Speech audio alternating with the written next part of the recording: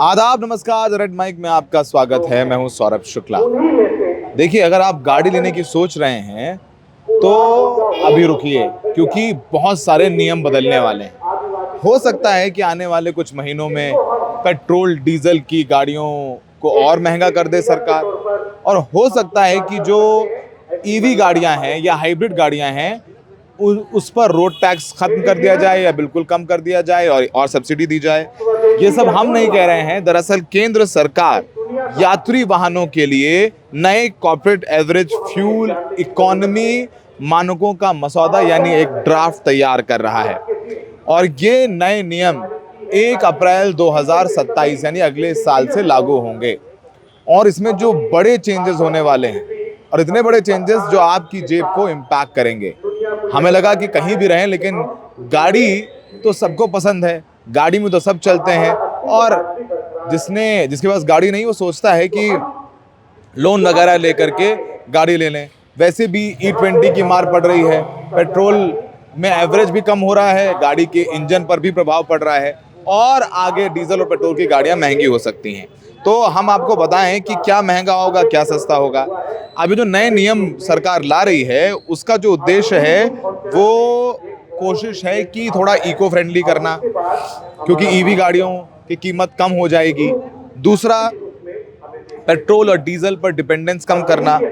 और ये भी कहा जा रहा है कि अगर ये सब कुछ हो जाएगा तो इससे एथेनॉल, हाइब्रिड और ईवी गाड़ियों की कीमतों में सस्ती हो सकती हैं, और प्रदूषण वाली पेट्रोल डीजल कारें जो है महंगी हो सकती हैं। क्योंकि सरकार पर दबाव तो है ही है ना। एथेनॉल को लेकर के आंदोलन हो रहा है कि भाई, अगर आप 100% ऑयल में 80% आप बच रहा है प्योर ऑयल पेट्रोल और 20% एथेनॉल है, तो फिर 20% कीमत तो कम करिए। अब 20 नहीं 10 तो करिए। 100-110 रुपए प्रति लीटर पेट्रोल मिल रहा है, कहीं कहीं तो 115 रुपए भी मिल रहा है। कितनी मार खाएगा आदमी। खैर, अब क्या सस्ता हो सकता है जानते हैं। जो नई पॉलिसी बनाई जा रही है उसके मुताबिक सरकारी कंपनियों को ईवी और हाइब्रिड कारें बेचने पर सरकार जो है ईवी और हाइब्रिड गाड़ियां जो बेचेंगी कंपनीज, उनको सुपर क्रेडिट दिया जाएगा। अगर कोई कंपनी एक इलेक्ट्रिक कार बेचती है तो उसे कागजों पर 3 कारों के बराबर गिना जाएगा। एक हाइब्रिड कार को 1.6 कारों के बराबर गिना जाएगा। इससे कंपनियों के लिए अपना प्रदूषण कम करने का लक्ष्य पूरा करना आसान हो जाएगा। ऐसे में कंपनियां इन कारों को आकर्षक कीमतों या ऑफर्स के साथ बेच सकती हैं ताकि ये ज्यादा बिके, यानी सरकार यहां पर मदद करेगी। उसके अलावा महंगी गाड़ियां क्यों हो सकती हैं पेट्रोल डीजल वाली, ये भी बताना जरूरी है। अब जैसे ज्यादा प्रदूषण जिन गाड़ियों से फैलता है, अब किन से फैलता है? बड़ी बड़ी गाड़ियों से। अब उसमें भी वैसे E4, डेफ ऑयल सब पड़ता है, लेकिन फिर भी सरकार क्या कह रही है? सरकार कह रही है कि जो पेट्रोल डीजल वाली गाड़ियां हैं, वो जो मैन्युफैक्चरिंग कंपनीज हैं, टाटा, महिंद्रा, मारुति, इनके लिए सरदर्द बनेगी। अगर किसी कंपनी की कारों का औसत प्रदूषण तय सीमा से ज्यादा होता है तो उसे घाटा होगा। इस घाटा को भरने के लिए कंपनियों को दूसरी कंपनियों या सरकार से क्रेडिट खरीदने होंगे, जिनकी कीमत 2,500 रुपए से लेकर 4,500 रुपए प्रति ग्राम कार्बन डाइऑक्साइड तक होगी। जैसे कोटा होता है कि भाई हर गाड़ियां जो है इतनी गाड़ियां बेच सकती है, क्योंकि हर गाड़ी एक मात्रा में प्रदूषित करती एनवायरनमेंट, जो प्रदूषण होता है वो फैलाती है। तो सबका कोटा तय होता है। तो सरकार क्या करेगी कि जो प्रदूषण करने वाली गाड़ियां उनका कोटा कम कर देगी, और जो ईवी गाड़ियां हैं, हाइब्रिड गाड़ियां हैं, उनका कोटा ज्यादा कर देगी। एक गाड़ी पर 3 के पॉइंट दे देंगे। अब इनको क्रेडिट खरीदने होंगे अगर उनको ज्यादा पेट्रोल डीजल वाली गाड़ियां खरीदनी है। इससे क्या होगा कि कंपनियां भारी जुर्मानों का बोझ अपनी जेब से भरेंगी नहीं, बल्कि ये ज्यादा प्रदूषण वाली कारों की कीमत बढ़ाकर इसे ग्राहकों से वसूलेंगी, यानी गाड़ियों की कीमत बढ़ जाएगी। अब गाड़ी की कीमत बढ़ेगी तो लोग थोड़ा डिस्करेज होंगे कि वो गाड़ियां ना खरीदी जाएं। और जो बदलाव सरकार करने जा रही है, जो नियम लाने वाली है, इससे जो गाड़ी कंपनियां हैं उनका पूरा गणित बिगड़ सकता है। और वो कोशिश उनसे कहा जा रहा है कि आप करिए कि जितना इको फ्रेंडली यानी पर्यावरण फ्रेंडली तकनीक वाले मॉडल लॉन्च किए जाएं, पेट्रोल डीजल वाले मॉडल्स को थोड़ा पीछे किया जाए, पीछे पुश किया जाए। अब E85 और E100 एथेनॉल वाली कारें लेने पर भी फायदा होगा। आपको पता है E85 और E100 जो फ्यूल है, यानी पूरी तरीके से गाड़ी एथेनॉल पर चलाई जाए, इसकी भी योजना बनाई जा रही है।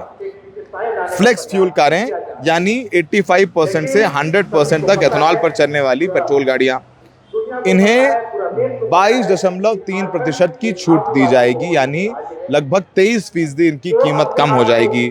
कंपनी एक फ्लेक्स फ्यूल कार बेचेगी तो कागज पर उसे 1.1 के बराबर गिना जाएगा। अब सबसे ज्यादा प्रभाव पड़ेगा E20 गाड़ियों पर, जो कि हम सबकी गाड़ियों पर E20 पड़ता है, तो ज्यादातर तो E20 के अंदर ही आती है।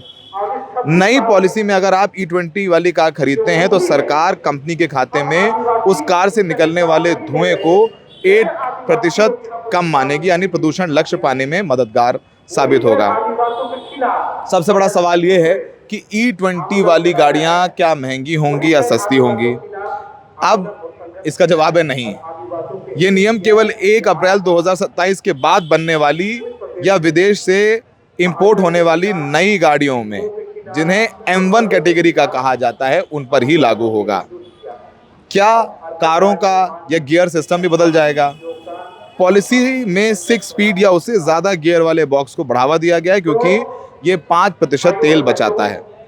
अब माइलेज यानी एवरेज गाड़ी का, वो भी बहुत इंपॉर्टेंट है, क्योंकि एवरेज तो सबकी, जितना ज्यादा एवरेज उतना बचत, जितना कम एवरेज उतना ज्यादा पैसा खर्च होगा। क्योंकि भारत पुराने MIDC सिस्टम से हटकर कहा जा रहा है कि ग्लोबल लेवल पर DWLTP की ओर बढ़ेगा, जो असली माइलेज के ज्यादा करीब है।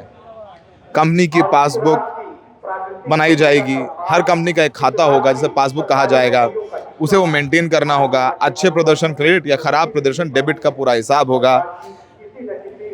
यानी आप समझाते हूँ आराम से, थोड़ा टेक्निकल है, समझाता ये हूँ कि हर कंपनी का एक कोटा तय किया जाएगा, यानी अगर वो ज्यादा E20 वाली गाड़ियां बेचेंगी तो उनका क्रेडिट जो है वो कम होगा, डेबिट बढ़ेगा।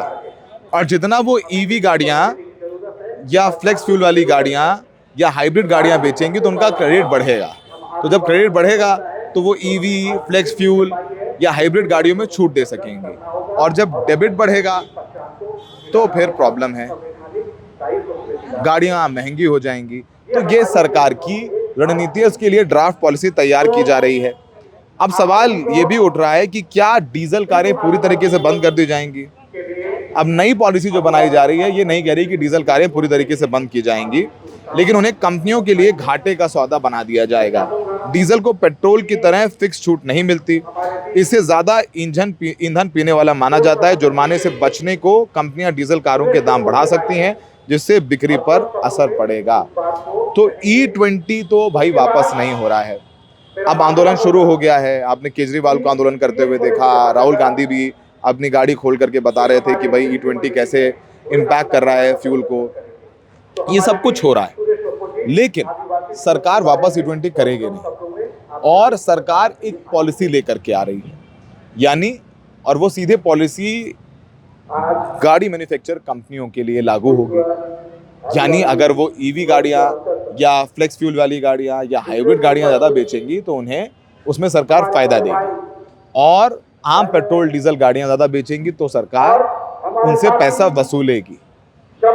तो डिस्करेज किया जाएगा कि कंपनियां ही पेट्रोल और डीजल वाली गाड़ियां हैं उनके दाम बढ़ा दे, जिससे आम आदमी डिस्करेज हो। लेकिन सवाल ये उठता है कि भाई अगर हम इस वक्त झारखंड रांची में हैं और हमें EV गाड़ी से यहाँ तक आना है, तो सोचिए कितनी जगह चार्ज करना पड़ेगा।